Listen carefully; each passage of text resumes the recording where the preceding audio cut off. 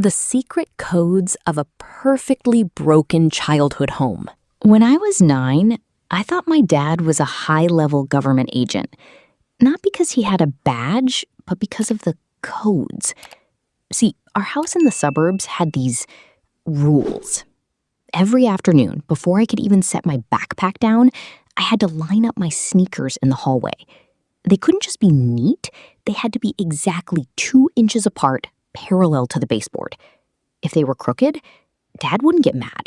He wouldn't even yell. He'd just stare at them.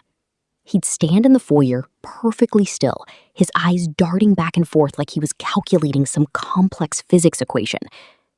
I'd tell my friends at school, my dad has supervision. He can see if a floorboard is off by a millimeter. We thought it was awesome, like I was living in a secret training facility. Then there was the kitchen lockdown. Every night at exactly 8:45, Dad would go into the kitchen. I'd hear the click, click, click of the stove dials. He'd check every burner, then walk to the front door and turn the deadbolt. 1, 2, 3 times. Then back to the stove. Then back to the door. He'd do this loop for 30 minutes. I used to sit on the stairs and watch him, thinking he was practicing for a mission.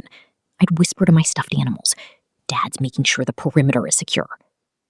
One Saturday, my cousin Mike came over.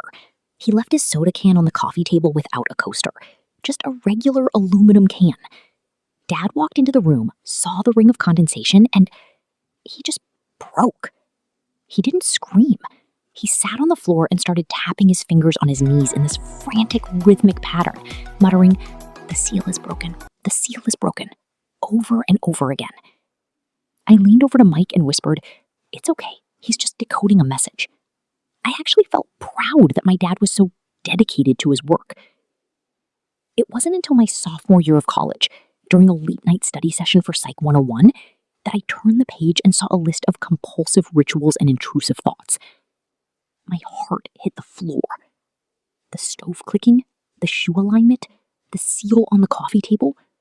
It wasn't government training. It was a man losing a war against his own brain every single day. I realized that my mom wasn't just quiet. She was exhausted from spending 20 years maintaining the illusion of a normal life, so I wouldn't see the cracks in his armor. I thought I grew up in a fortress guarded by a hero, but really, I grew up in a house built out of glass, and we were all just holding our breath, praying no one would trip.